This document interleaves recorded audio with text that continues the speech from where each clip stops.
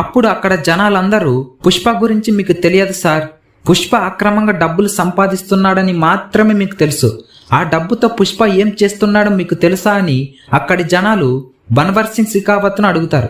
అలా వారందరూ వారికి చేసిన సహాయాల గురించి చెప్తారు. కొంతమందికి హార్ట్ ఆపరేషన్స్, కొంతమందికి పెళ్లిళ్ళు చేశాడు, ఇంకా కొంతమందికి ఇల్లు కట్టిస్తూ వారందరినీ ఆర్థికంగా పుష్ప ఆదుకున్నాడు. ఇవన్నీ మాటలు అక్కడి జనాలు బన్వర్ సింగ్ షెకావత్తో చెప్తారు.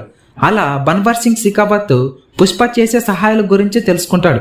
బన్వర్ సింగ్ షెకావత్కి చాలా బాధ అవుతుంది. పుష్పకు ఏమైనా సహాయం చేయాలి అనుకుంటాడు. ఇంకొక వైపు అమ్మవారి జాతర దగ్గరకు వస్తుంది. అప్పుడు పుష్ప ఒక ఉపాయాన్ని వేస్తాడు. పుష్పతో శత్రుత్వం ఉండే వారందరూ అక్కడికి వచ్చి ఉంటారు. పుష్ప ఎలాగైనా వారందరినీ భయపెట్టాలి అని అలా అమ్మవారి జాతరకు వస్తాడు. పుష్ప అమ్మవారిలాగా గెటప్ వేసుకొని అక్కడికి వెళ్తాడు. త్రిశూలంతో చాలా గంభీరంగా డ్యాన్స్ చేసిన తర్వాత చుట్టూ మొత్తం గమనిస్తాడు. అక్కడ చెన్నై మురుగన్ మనుషులు, పోలీసులు, మంగళం సీను వారందరూ అక్కడే ఉంటారు.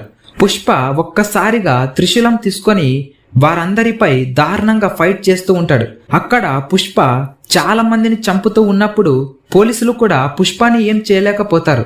ఒక్కసారిగా పుష్ప మంగళం సీనును చంపేస్తాడు. అలా స్మగ్లింగ్ చేసే వారిని ఒక్కొక్కరిగా చంపుతూ వస్తాడు. అలా పుష్ప చాలా మందిని క్రూరంగా చంపి పుష్ప అక్కడి నుండి బయలుదేరతాడు. పుష్ప అక్కడి నుండి బయలుదేరి తన గార్డెన్కు వెళ్తాడు. పుష్ప బలం ఇంకా బలగంను అర్థం చేసుకున్న చెన్నై మురుగన్ ఈసారి తాను స్వయంగా వెళ్ళి పుష్పతో ఇలా అంటాడు, నేను నీతో బిజినెస్ డీల్ మాట్లాడటానికి వచ్చాను.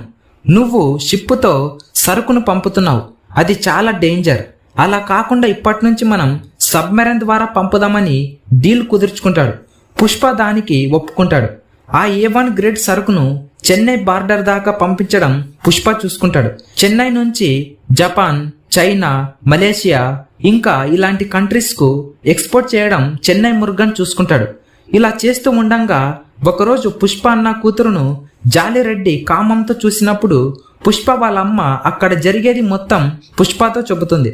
అప్పుడు పుష్ప జాలిరెడ్డిని చాలా దారుణంగా పుష్ప కొట్టి చంపేస్తాడు.